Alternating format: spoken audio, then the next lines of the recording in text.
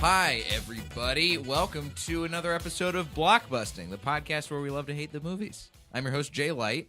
Joining me this week, Andrea Guzzetta. Oh, hi. Oh, hi. What's going on? Not a whole lot. How are you?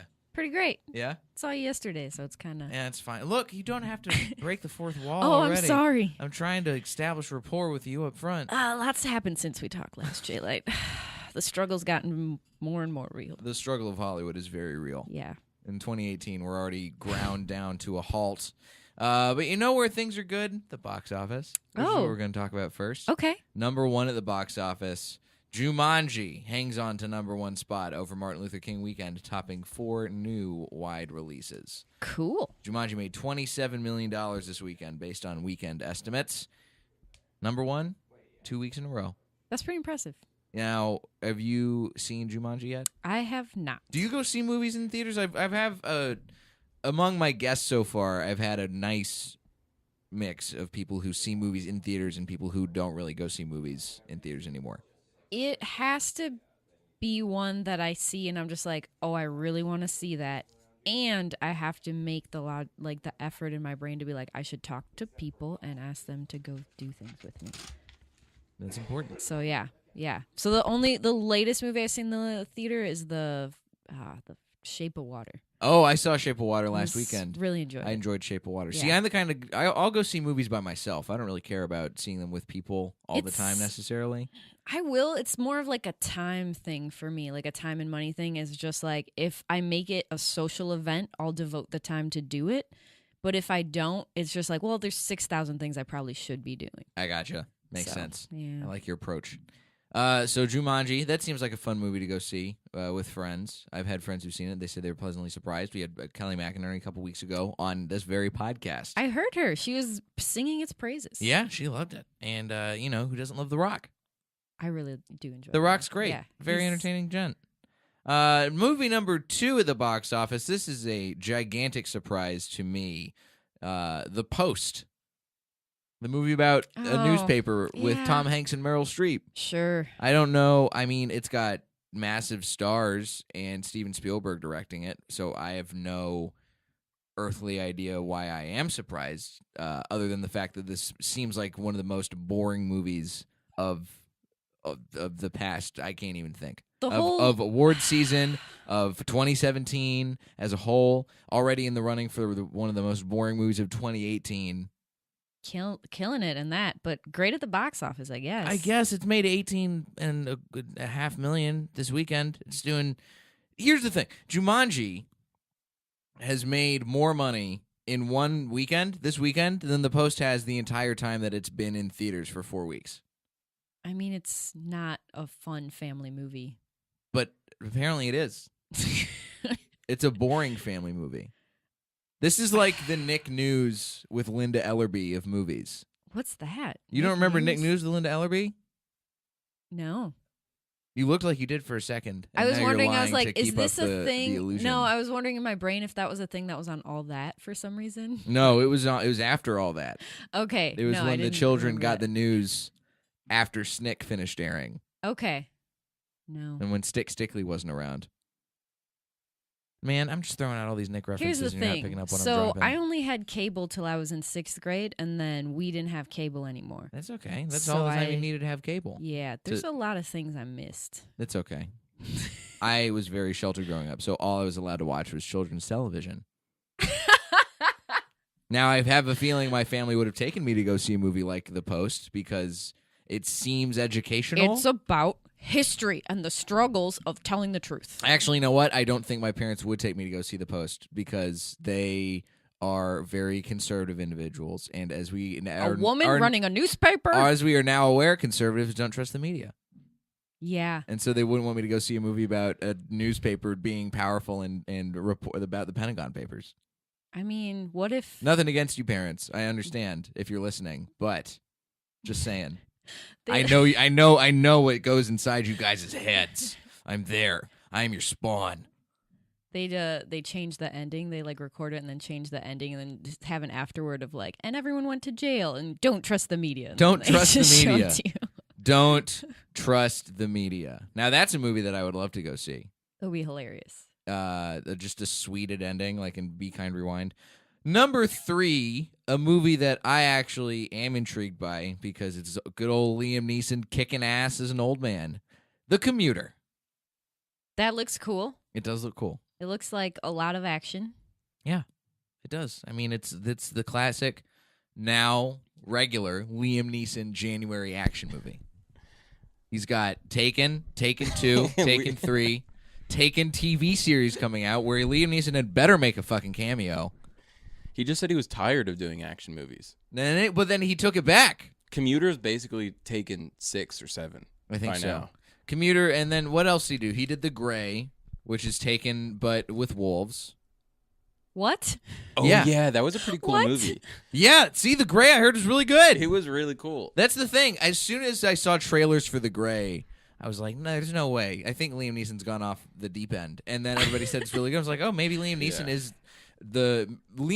the action hero of our time. He kind of reminds me of my mom a little bit. Wait, why your mom? Because my mom is a terrifying person. And my mom told me the other day, she's like, I'm going to take this plane to Germany. And if there was a terrorist on the plane, I would pretend to go to the bathroom and I would take them out and save my mother told me this in all seriousness. Really? Yep. She's like, no one would suspect a 60-year-old woman to attack a terrorist. I would save them. I was like, okay, Mom. My mom has the same spirit as Liam Neeson. Liam Neeson, I think, is still single after his wife passed away a couple of years ago. She could my slide mom's into those taken. DMs. My mom is taken. She's very happily married. See, then Liam Neeson wants her even more if she's taken. It was a smart move to make Taken 2. That was so good. Oh, yeah. Taken 2... Taken Was is one that of a those good movies that, like... movie? And Taken the day before. Yeah. Oh, Taken... The whole Taken franchise is one of the most brilliant moves in Hollywood over the past several years. You get a movie where the premise is, part of my family got kidnapped. Every time. Just make sure that there's more family members. Taken 7, my second cousin got jacked by Bosnians. Oh, no.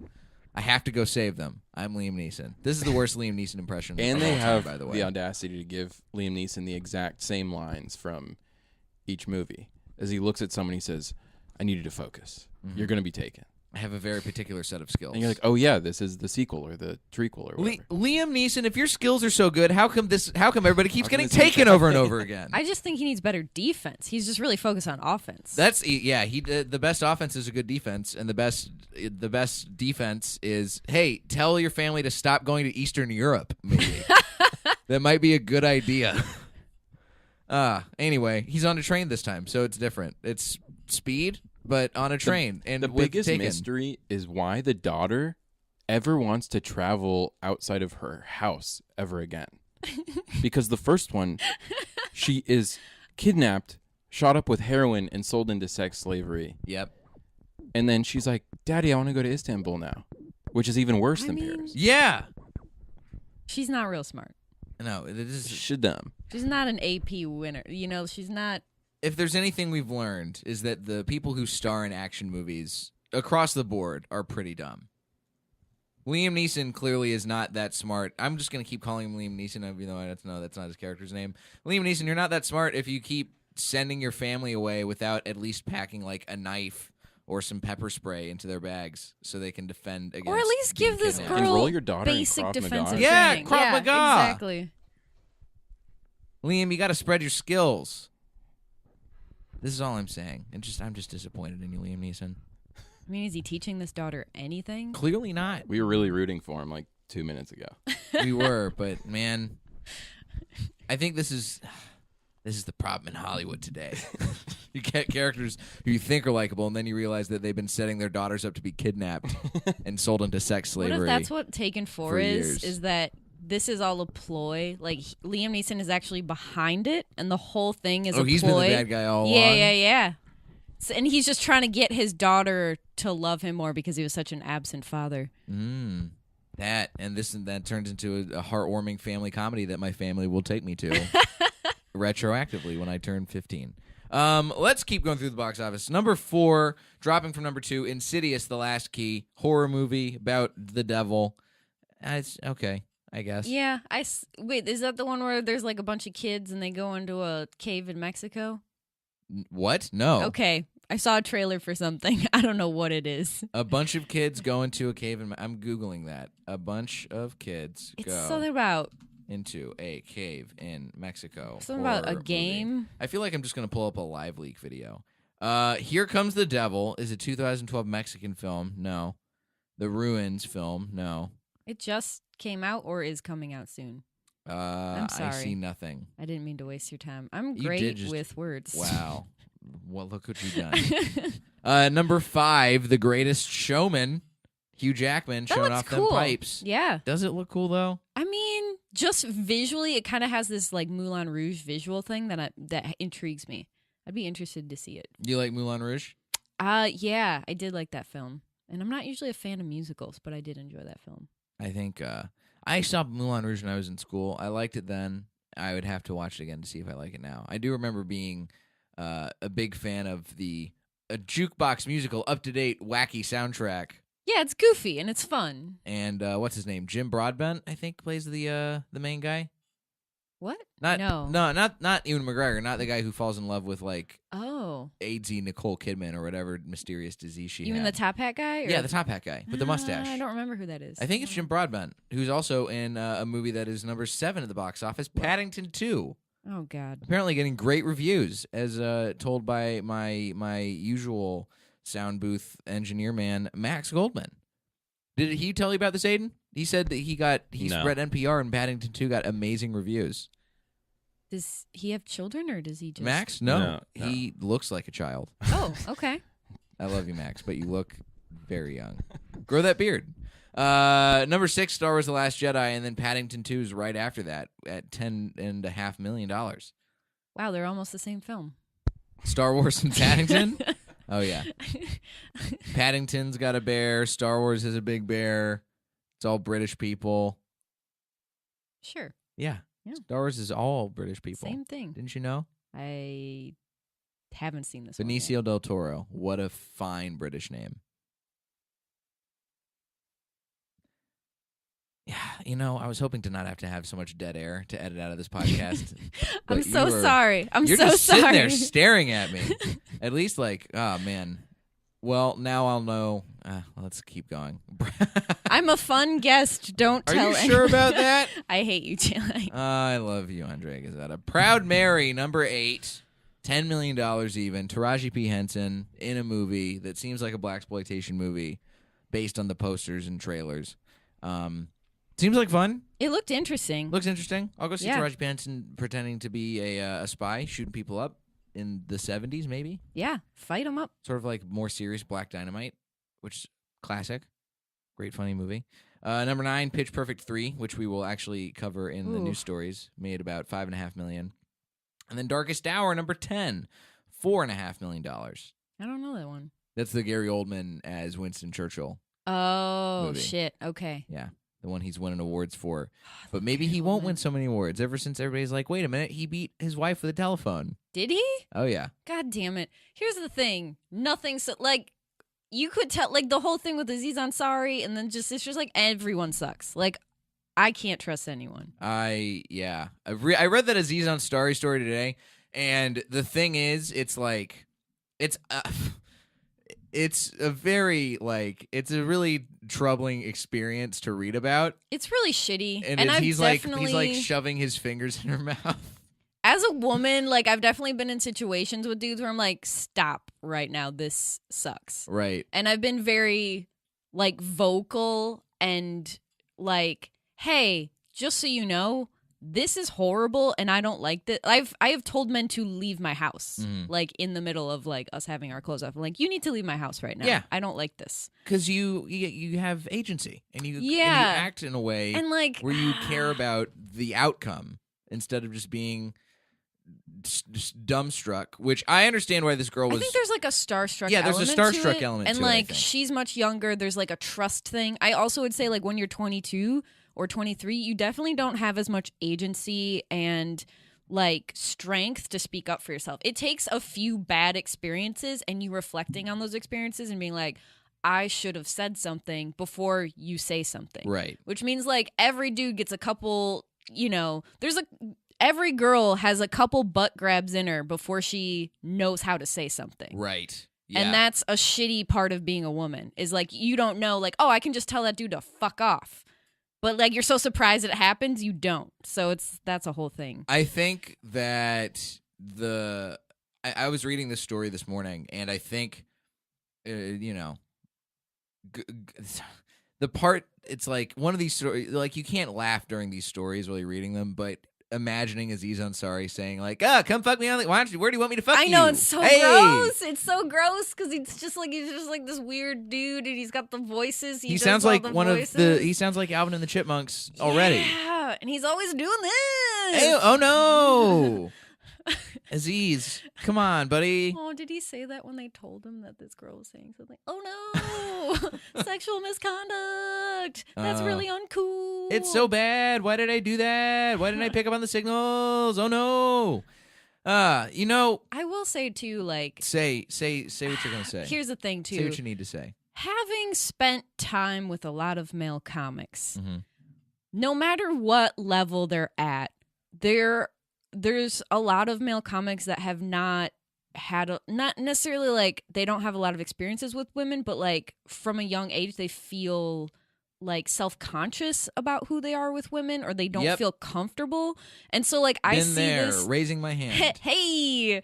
And so like I see this as part of that. Like it almost seems like he doesn't really know what he's doing, and he's not like confident or suave, and he just sucks at sex, and she is so uncomfortable that she doesn't know how to say anything. But like it just thing seems like this is- really inappropriate, The thing horrible is, experience. You shouldn't also position yourself as the person who is woke, essentially, when But it comes that's to the sexuality. shitty thing, is it's like there's He's a lot of positioned dudes. himself as that. There are, every time I hear a dude that says like I'm a male feminist, or like I believe in this, like a piece of me is like, I don't believe you. Like anyone who says that really loudly, I feel like has done something. And that might just be like my mistrust of people in general, but my experience has always been like sometimes people like that are overcompensating a little bit for guilt that they have about things that they've done. Yeah.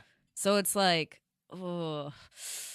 Like I've had dudes approach me and like want to go out with me that are just like overly like male feminists, or like I speak for women, and it's like, no, like we'll fucking speak for ourselves. And that's Right. kind of how I feel about it, is like I don't feel like a man should have to explain to me how men should behave towards women.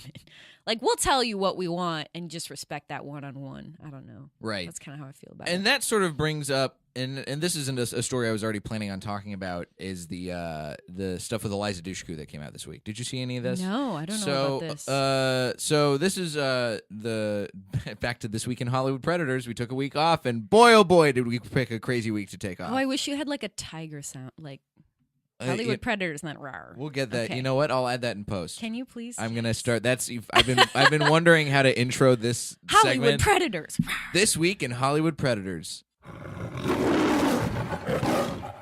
Anyway, so this story comes to us from Deadline, and the Aziz stuff I figured we were probably going to talk about, but this is the most important one, because this is, again, the whole scandal over the course of the past several months that the Me Too and Time's Up situations have been going on.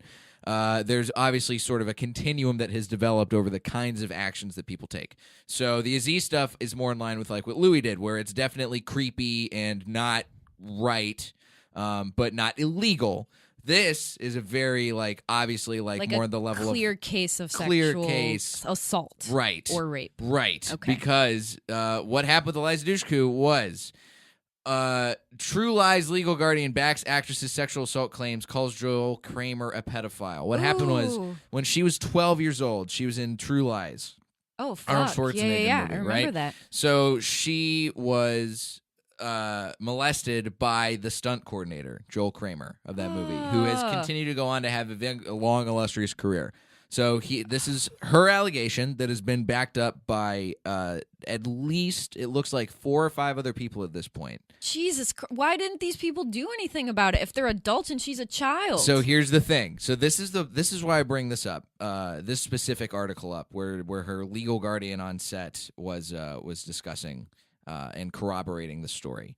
So Sue Booth Forbes was her legal guardian on the set of the film because Eliza Dushku's mom was not able to be on set because of her job. Okay.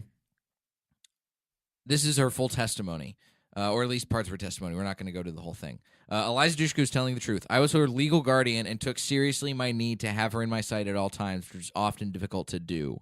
I was on the True Lies set for 3 weeks and reported Joel Kramer's inappropriate sexual behavior towards 12-year-old Eliza to a person in authority. Joel Kramer, essentially based on Eliza's allegation in the post that she posted on Facebook earlier this week, was trapped in a hotel room. And he assaulted her, molested her. It's horrifying. I'm not going to go through that story. Yeah, I don't want to even. But this is more important. I reported Joel Kramer's inappropriate sexual behavior towards 12-year-old Eliza to a person in authority. I was met with blank stares and had the sense that I wasn't telling that person anything they didn't already know. I was at the hospital and can verify that she was hurt and in pain with breaks and cracks to her ribs. This is after she was part of a stunt. He's the stunt coordinator on set, right? She was part of a stunt that went wrong and had to go to the hospital after the incident. Wait, he was or she had to go to the hospital? She had to go to the hospital. And the so doctors it weren't helped even to like, how did you hide sustain any sort of these? bruises. Well, that's the Injuries. thing. That the injuries were because of a stunt gone wrong. But if you're molested by the stunt coordinator and things don't go the way the stunt coordinator wants them to go in this encounter, or whatever he's built it up to be in his mind, yeah, I get why he probably may have done something to make sure that things were not as safe on set, which is horrifying. Well, Yeah, it's that's like some also psychopathic behavior. that kind of like covers his tracks too, because if she has any sort of bruising or any sort of injuries from the incident, they can be explained by this stunt problem. Right. That's so scary. Yeah. So now, oh my god. So now Joel Kramer, again, he's been working in Hollywood for a number of years in stunt work as a stuntman, as a stunt coordinator. Do all Hollywood kids get touched? Is that what fucking happened? I mean, that's the way it sounds. We've covered this on the podcast before, but there's an obvious pedophilia problem in Hollywood I wonder. that is getting exposed more and more as allegations like this come out, which is great. Dude, I was. There needs to be a sea change. Yeah. I was looking for a sound sample today, so I was looking at old Shirley Temple movies, and all I could think watching them was like, Shirley Temple got touched for sure. Oh, for sure she did. Like, how could she? Like, what? It's just like every kid. It's just because, like, even when you watch movies, sometimes kids are like vague, like subtly sexualized, even as children. Oh yeah. And it's like it's so weird. Really, I don't like it. No, yeah, kids shouldn't be sexualized. But guess what? Hollywood is all about that because sex sells. Oh no. Well, let's switch gears for the let's switch to some happier news story. Fun, yeah. A fun time.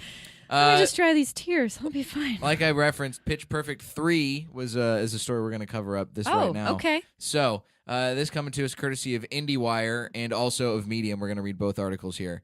Pitch Perfect 3 is Pentagon propaganda in the guise of a musical, according to a crazy report. What? So, in a Medium post entitled, I paid to see a movie about singing, I got 90 minutes of Pentagon propaganda. Yes. This what she describes herself as a rogue journalist, a poet, and a utopia prepper. Excuse me. A utopia prepper? Yeah, I don't know what that means. Caitlin Johnstone. Sounds like a goddamn socialist. Maybe she's one of those filthy socialists. Now, Caitlin Johnstone sums up all our feelings about Pitch Perfect 3. I wasn't expecting a masterpiece, but I also wasn't expecting to be blasted in the face with 90 minutes of blatant war propaganda from the United States Department of Defense. But So, there's been a long history of films having military funding, I guess, through Really? What she explains is called Insurge Agency, I believe. Let me see if I can get this incorrect. Insurge, blah, blah, blah. Where are you at? Here we go. Insurge Intelligence. She mentioned a report published by Insurge Intelligence that showed unbelievably extensive involvement of U.S. defense and intelligence agencies in the production of popular Hollywood movies and TV shows. Johnstone notes that much of the musical starring Anna Kendrick is set on foreign military bases for no reason whatsoever. What? Yes. So I haven't seen Pitch Perfect 3. I have no desire to see Pitch Perfect 3, but I was wondering how they were going to break it out of being on college campuses, and this is how. They go and perform on military bases. So are they performing for the troops? Yes. Is that part of it? They're performing for the troops. Okay. And this is... well, that sounds sweet. Now we're going to switch over to the Medium article where she alleges things about the film being war propaganda. Okay, here we go. To cap off a long, strange day. Actually, I'm going to read it in my socialist voice. Please, yes. To cap off a long, strange day, my husband and I took the kids last night to see Pitch Perfect 3. Now, the first Pitch Perfect is a firm favorite in our household. The kind of movie we end up watching when we can't agree on what to watch. We'd been waiting till we had all night to see the latest one together, so I made a night of it and went out for dinner. I even had a Coke, the sugary kind. The big night, people. So we were all in high spirits, and I entered the theater excited to see some good music and have a good time. And then they got blasted in the face with the 90 minutes of Department of Defense. Department of Defense. Where is that Adam Sandler movie? Come on. Oh, God. Blasted by military propaganda. I love that your socialist voice is like a 20-a-day, 60-year-old woman smoker. That's what I imagine socialists who are that old to be like. This woman, Caitlin Johnstone, she could be this person. Sure. Based on her thumbnail. Definitely. All right, so it's an established fact that these depraved agencies of destruction and domination are balls deep in Hollywood production. They've produced movies from the U.S. Defense and Intelligence Agencies in the production of popular Hollywood movies and TV shows. Development of over 800 films and 1,000 television titles were found to have been influenced by the Pentagon, the CIA, and the NSA to advance the interest of the U.S. war machine. We're talking about big, high-profile titles you've definitely heard to, from Transformers to Meet the Parents. What? Yep. How Meet the Parents? That's... Well, I there's don't- someone in the military in Meet the Parents. One of the son, I think, is military. I don't know about Meet the Parents, but I do know that if you are making a movie with anything involving any branch of the U.S. military, that there has to be basically like a liaison. Right. And that's what Insurge Intelligence provides. Yeah. So Yeah. they need to make sure that the movie is depicting the U.S. military in the right light. They must portray the very way the weird. military is portrayed. Literally, that's what it says. Portrayed the way it's done right. If you don't like it, go to a It's- different country and make a movie. As far as the film in question is concerned, back to Caitlin. Oh, yeah. Thank The you. way the military is portrayed could not have been more propagandistic. The heroines were constantly drooling over the handsome, sexy servicemen. There was nonstop saluting, I mean, flag who waving, wouldn't? and patriotic thank you for your service lines. The lead cast did an entire number dressed in camouflage. A lesbian character said she wanted to enlist now that they let gay people join. Servicemen were portrayed as charming heroes and protectors of women. And life on a military base was portrayed as a fun party where you could get to go to awesome concerts and have a great time. I mean, besides all the murdering strangers, it seems like a fun gig. Yeah. You know? I mean, And honestly. the rampant sexual assault and Well, alcoholism. Well, golly, the murdering strangers is half the reason you get into the Well, military, isn't heck, it? Yeah. This is the top highlight of this Medium article. From top to bottom, a sequel to a popular movie about an all-female singing group was built to normalize the globe-spanning war machine that is closely approaching $1 trillion budget and recruit teenage girls into its ranks to be used for slaughter and destruction. Let's be honest, no one wants teenage girls in the military. No, I don't think that's... The military definitely doesn't military want definitely is one teenage girls. girls. You're going to be bringing what? You're going to... I'm here to sing. Excuse me. Hi, Get 'em in on their- sexy man. You gotta drop your Lisa Frank notebooks. And give me 20. I can't imagine a teen girl This is- going to I mean, like, boot camp without trying to Snapchat story the whole thing. Here's the thing. There's definitely women that are oriented towards being in the military, but the idea that there's a crossover between girls who like Pitch Perfect 3 acapellic sisterhood film and the crossover of women that want to devote their lives to service and getting really buff. It's a weird crossover. Those are kind of different categories of people, probably. It's Yeah. small Venn diagram. I think that the overlap here is minuscule. Yeah, I doubt it's Now, I totally, all that stuff about how the military is probably providing funding through various shadow groups to TV and film productions. sure. That makes sense. I Yeah, believe yeah. that. But are they trying to recruit teenage girls with Pitch Perfect 3? I doubt it. Probably not. Well, But even if they are, let them. It's kind of weird because given like the Constitution has like the freedom of speech in it, there's no law that says that like filmmakers have to abide by certain like depictions of the military. So they're Right. You have to make those like little shadow companies that probably fund little tiny different departments and say like, do a couple favors, like don't say that we like rape and pillage. Yeah, don't do that. Don't listen. I would love to see a Pitch Perfect 3 where they showed the military like after they had their concert. We're gonna go destroy. Let's go destroy a Middle Eastern country, guys. What for? Anna Kendrick and Fat Amy helped us out with getting our spirits up. Yeah, like the end of it is just the girls singing a cappella, and then it cuts to just them with like bombing a city or something. Just the guys like, man, Hey, girls, you want to really... come see the drone room? Yeah. Oh, Come no. sing to our boys as they blow up a man's house in Yeah. Pakistan. Jesus Christ, I can't even with that. I mean, I can't even. I would love to see that movie. What? But that's the movie that the Hollywood filmmakers are too afraid to make because they're getting funding from all of these shadow groups. Caitlin, thank you for Everyone's afraid of the truth, J-Light. Thank you for bringing this to our attention, Caitlin Johnstone. Thank God. You are a true patriot and a true American. Wow. Let's get down to the nitty-gritty. Andrea Guzzetta. Can we talk about how much I hate The Notebook? Yeah, you hate The Notebook. Oh, That's why you're here. fucking hate The Notebook. For those of you who don't know, who've been living under a rock for the past 13 years, The Notebook is a 2004 American romantic drama film directed by Nick Cassavetes and based on the 1996 novel of the same name by Nicholas Sparks. Stars Ryan Gosling and Rachel McAdams as a young couple who fall in love in the 1940s. The story is narrated from the present day by an elderly man telling the tale to a fellow nursing home resident. The Notebook received mixed reviews but performed well at the box office, received several award nominations, winning 18 Choice Awards, a Satellite Award, and an MTV Movie Award. The film became a sleeper hit and has gained a cult following. Andrea, why do you hate The Notebook? Oh my God, so many reasons. Let's start at the beginning. I read the book when I was 16, and it's trash. It's horrible trash. All my friends fucking love The Notebook. They want to watch The Notebook. They're like, oh my God, it's so cute. I love watching The Notebook. It's horrible.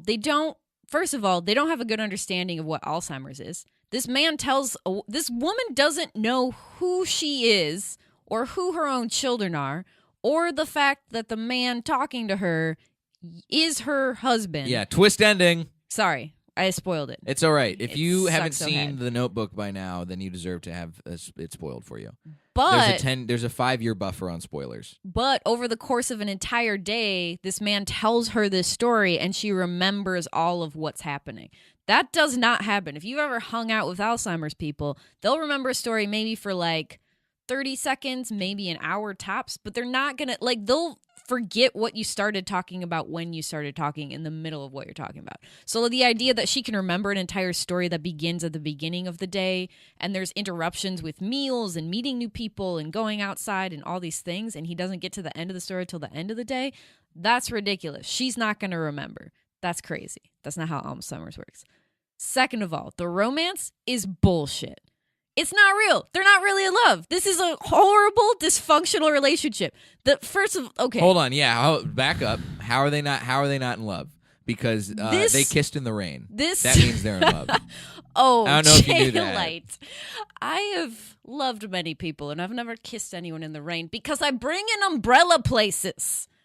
I don't want to be all wet and soggy in my face. Like in the shower, sure. But it's fine. It's not cold. I hate being cold. First of all, the intro's really long. It's really creepy. It's all red and it's slow and there's these birds in slow motion. It could double as the beginning to The Birds. Yeah, it doesn't. It's really creepy. It's not a way to open a romance. No, it looks very murdery. I was like, I don't know why red was the choice. Blue might have been better. More depressive, more sad. Fine. Whatever. Especially given that the poster has so much blue in it and Rachel McAdams is wearing a blue dress and there's a lot of But no, go with red. very soft imagery throughout a lot of the rest of the movie. Like, if you do red screen, slow motion birds, it's like, who's gonna die? That's all I could think about. It was creepy. Second of all, this dude, Ryan Gosling, sees Rachel McAdams at this carnival or whatever. And he's like, hey, will you go out with me? And she's like, ha, no.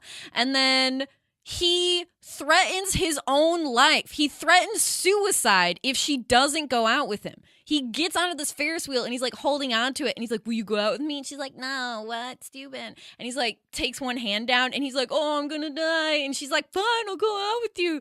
And it's just like, okay, yeah. So this is really healthy. Like just from the beginning, he's a crazy person. He's a horrible person. Like if it were today, I would block this person from all of my social media. Like he's a crazy, creepy stalker. It's weird. Don't like him. Okay. I have Understandable. strong feelings. I'm upset about it. So then after like this aggressive propositioning, he somehow tricks her into a date. They go on a date. Then she's like, I want to go home. He's like, no, I want to lay in the street. So he just lays in the street. Again, threatening his own life, like in putting himself in danger to prove something. I don't really understand. He's trying to prove how much he loves her. He just met this person. They've had one conversation. But they're teens It's a in little love. much. It's a little dramatic. They're star-crossed. Their minds are crossed. Something is messed up. These kids are dumb kids.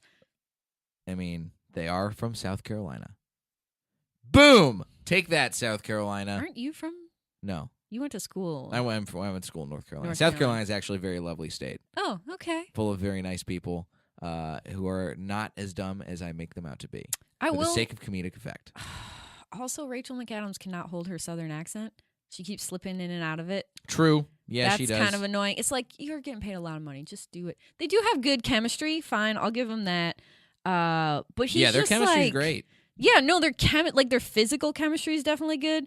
But then it's like, on the first date, he asked her, that's what your problem is. And I would say as a woman, anytime a man has ever told me what my problem is usually him. That's the issue. That's someone I shouldn't date. He's a horrible person. Boom. Now that's where I insert an explosion sound effect. Pow, bitches. I feel like the whole relationship, and there's like this weird thing like, did they fight all the time? Sure they did. And it shows her like pushing him and he like pushes her and it's like, it's a physically aggressive relationship. And I'm just like, this is abusive. Like, this is not okay. So I saw this movie when I was in, I want to say high school, maybe after high school. I'm pretty sure I watched it while I was in high school still though. And I watched it with my girlfriend at the time. And I was like, oh yeah, this is a love story. And now I hadn't seen it since then. And you're bringing up all these memories of like the exact kinds of things that I hate about movie relationships. I hate it so much. And the kinds of assumptions that people make about movie relationships because they think that the way they act in the movies is the way you should act in real life. That's what bothers me so much about it. Yeah, and this relationship is very clearly not healthy or not okay. healthy. No. You shouldn't be in a relationship where you're fighting all the time. Well, it's and passionate. You shouldn't We're good. You shouldn't be in a relationship where one person threatens suicide or threatens their own life. Oh, to get a date out of you. To get a date or to get attention. To get attention. Like, that's a person, like, that's a manipulative and abusive trait. Mm-hmm. And that's someone that you would file a restraining order against. Or that might hurt you. But that's a not safe person. But golly, she's rich and he's never had money in his life. This is a new experience for both of them. Right, it's real love because they're both hot. Yeah. Yeah, no, I don't. Not buying it. Smoking hot 20-somethings playing teens. Yeah, there's just, she wants him to say she's a bird and they're in the ocean. She's like, say I'm a bird. He's like, no, I'm not going to say it. Say what? This is crazy. You're crazy. I don't people. understand that part. It's so weird.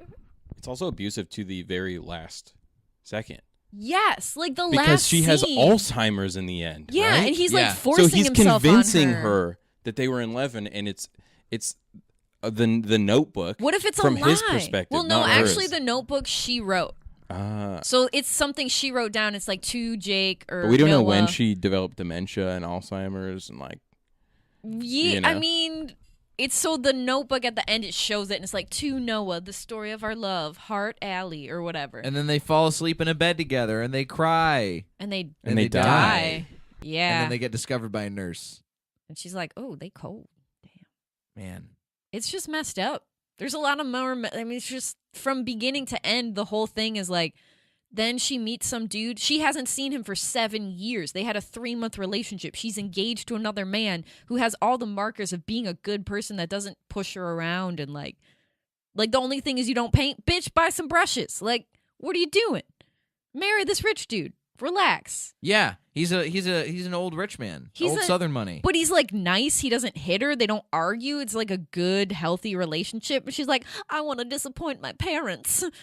He didn't say he was going to buy me a house that's abandoned. Yeah. He didn't take me somewhere and try and take my virginity in a weird, dilapidated shack. I wrote you letters every day for a year. Well, those letters lasted longer than our actual relationship. Like, none of this makes sense. It's just like, from beginning to end, it's a really unhealthy relationship, and it upsets me because all the time, like, I have girlfriends that are like, I want a man that does this, I want this, and like, or like dudes think that that's an okay way to act, is like, no, I'll do this for you, I'll figure out what you're gonna order. Woman, you know what your problem is? It's like, I don't need any of that shit. I just want you to hang out with me and treat me like a person and be nice to me. Like, here's the problem with relationships in this sort of sense in movies is that there's a lot in movies like this, and particularly in The Notebook, that are predicated on a grand romantic gesture as a way to keep people in a relationship. You know who's great at grand romantic gestures? Sociopaths. Yeah. They're great at it. Now, there's a movie that we're talking about right now where a guy sees the woman who he dated who had a summer fling with, and who, as far as he can tell, has no desire to be with him ever again. He sees her kissing her new husband at a restaurant, or fiance, or whatever it is, and kissing at a restaurant, and goes, you know what? I can win her back if I build that house back up that I tried to take her virginity in all those years ago. And he had already remember. So he had already built the house when that happened. No, not according to this. Oh, really? Yeah. Interesting. When Noah returns from the war, his father sold their home so that Noah can buy the abandoned house. While visiting Charleston, Noah witnesses Allie and Lon kissing at a restaurant. Oh, you're he right. He convinces himself that if he restores the house, Allie will come back to him. Well, Allie, he was right, weirdly. He was right, but that's because it's a movie and it's movie logic. This would never happen in real life. He was a crazy person. He's a crazy person who didn't move on from a high school romance, a summer romance. Like, what? You're insane. Yeah. It's a bad move. It's horrible. Have you ever had a summer fling that you would want to turn into a real relationship? No. Me either. I'm not a fling person, though. I've had a couple of those. I've, like, hung out with some people that after 2 or 3 weeks, I'm like, yeah, this is not forever. This is not going to happen. No. It's a bad call. Yeah. Like, you kind of know. Yeah. You kind of know. You can pick up on the signals. Yeah. And, you know, maybe some of those signals include, oh, the first time he ever asked me out, he threatened to kill himself by jumping off of a Ferris wheel. Huge red flag. Matador style. Get it, girl. The grand romantic gesture is such a flawed device as far as, look, I get why it's a trope, but it doesn't play in real life. This is another that I was just talking about. Things don't play in real life like this. Yeah. I once dated a girl who we had a fight, and I remember she was like we cleared up the fight, but she talked to me about like, I just want you to like, one day I want to show up if we're having an argument, and my bedroom to be filled with flowers. And then I went and did that one day after we had another fight, and it was really nice, but that didn't stop the next fight from happening. The issue that we broke up with that. We broke up with each other. That didn't save the relationship. I'm gonna air some stuff here. So please. My dad, my biological dad, great at grand romantic gestures. Great at them. He'll buy flowers, he'll get rings, he'll send cards, that kind of business with both my mother and my stepmom. Now, did my dad also leave my mother by herself when she was pregnant and when I was sick as a 2.5-year-old baby so that he could go on a fishing trip by himself when she couldn't move for 2 weeks? Yes, he did that. Great at sending flowers, not great at being a fucking husband. So, like, growing up, that is just in my psyche, is just like, I reject your grand romantic gesture. Because if it's not followed up by true, like people, I think sometimes use grand romantic gestures to cover things up and to be like, look, I fixed it. This is a Band-Aid, without addressing the real problem that's in a relationship. Like, I don't know, you threatening your own life or you arguing about everything. Right. Like, it's like a fun little Band-Aid, but there's still a cut underneath that's bleeding profusely. Bitch, you need stitches. Like, what are you doing? Grand romantic gestures, that's all they are. They're not going to fix anything. It's trash. What other problems do you have with this movie? I mean, like, and anything else related to your strange and terrible childhood? It's a lot. I'm so sorry. No, it's okay. I like sometimes I'm like, oh, maybe that this is a part, like maybe this really deep-seated thing that I hold is like just a part of my horrible. Well, upbringing. I mean, it makes sense logically. I mean, we were talking about this before we went to air, is that you think that you have a stigma against love. And that plays in from your childhood. So yeah, or the way that we package love in our culture and the way that we talk about love has more to do with these outward signs than the way that two people are really treating each other in a relationship. Right. Well, I mean, when you get down right to it, love is boring.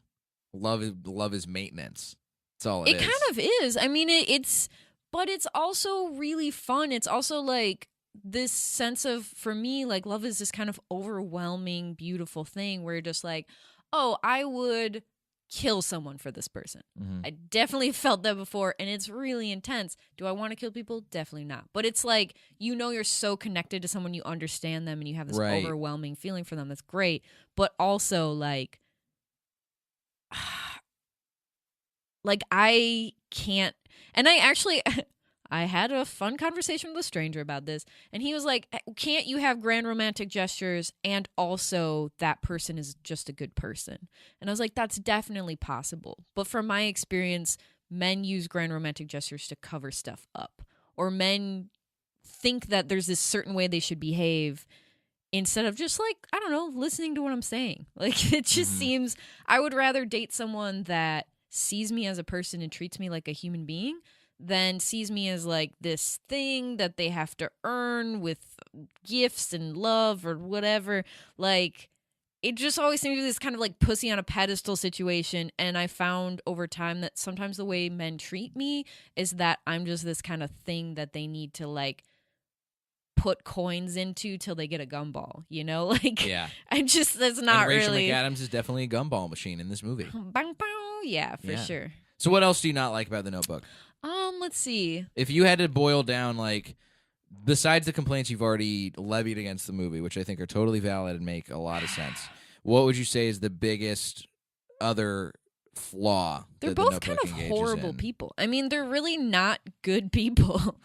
And to me, like, the shitty romance, the no understanding of Alzheimer's, the fact that it's 2 hours long. It's so long. It is way too long. Why? 2 hours long? Cut that shit out. Hour and a half. Thank you. Please. And then just like the creepy intro, there's just like everything about this film makes me angry. And I don't like it. I don't know. What else can you say besides like, I don't know, the storyline, she can't keep her accent. Like, I guess what's his name is hot or whatever, but it's just not enough to make up for the fact that he's a fucking psycho. Fair. Yeah, I just like, I mean, I get it. Is there anything that you think this movie could have done to and the not be so costumes. terrible in your mind? Oh, wait, what about the costumes? The costuming is not, it doesn't make sense for the time period. Like, a lot of her skirts are incredibly short in a way that she never would have worn in the 1930s. Like, skirts would be knee length or lower. And a lot of her skirts were like what I wear, which is very short, almost see her butt cheeks. And it's like, in that time period, no, bitch, you know? But you got to show off that sweet, sweet Rachel McAdams thigh. I mean, she is beautiful. Yes, she is. She's very pretty. So what are some things that you think this movie could have done differently to not be shitty, terrible, schmaltzy romantic drama where they kiss in the rain? Let's see. There can still be rain kissing. That's really not the point of my sadness. I don't think like, yeah, I'm just being pedantic. Oh, for sure. No, I think maybe just having two characters that listen to each other and like, I mean, you'd have to scrap the whole thing, honestly. Like, he'd have to not be an insane person and she would have to not want her make her parents angry at her so much. Like she's just like a rebellious, childish person that, no, I want my way and I want to make daddy mad and prove that I can do what I want and I'm my own woman. Like she just really like, what? Bitch, just fucking marry someone that's nice. Why are you doing this? Now, I'm reading up on some of the casting of this. There's a part where they're talking about, on Wikipedia, the nationwide search who was conducted to find the right actress to play Allie. The actress who stands out to me as somebody who I think would have been a dynamite pick based on that characterization that you're offering up of Allie, Britney Spears. Oh. Britney Spears auditioned for the role. Oh, baby, baby. Do you think Britney Spears would have made a better Allie than Rachel McAdams? Can she do a Southern accent? I mean, she's from the South. She's from Louisiana. Well, I'm sure she could. Yeah. Maybe. I bet Reese Witherspoon, maybe? Reese Witherspoon also auditioned, as Mm. did Ashley Judd and Jessica Biel. I mean, I like Rachel McAdams for her look. I like her for her chemistry. I'm just upset that she couldn't hold that Southern accent. Like, bitch, they're paying you to act. Just do it. What are you doing? Fair enough. Yeah, I don't know. How do you feel about this film, Jayla? I didn't even ask you. I mean, I liked it when I watched it, but I also was watching it with my girlfriend, so I probably felt like I had some sense of obligation to like it. It's one of those movies that it's not a movie I would ever want to go see on my own. It's not my genre. It's not a kind of movie that I would enjoy. Just if I had gone to go see it, I have no desire to see The Notebook. Okay? Yeah, me The only reason either. I saw it is out of a sense of obligation, maybe to keep a relationship going. All my To not make friends somebody wanted mad. to see it. Yeah. Yeah. Like, I had friends that were like, this is the movie that I watch to feel better. Like, this movie is my Yeah. canon. And I'm just I've like, heard that from other people too. What? This is a horrible movie. They This movie's die. really sad. It's horrible. How do you feel good about this movie? I don't get it. Look, I think that as we talk about it more and more too, it really solidifies the fact for me that this movie, first of all, this movie really, I think, revitalized a genre for a new generation of the romantic drama.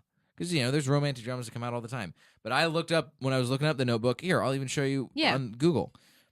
Look up all of these things More of a romantic comedy gal myself. that show up when I look up The Notebook.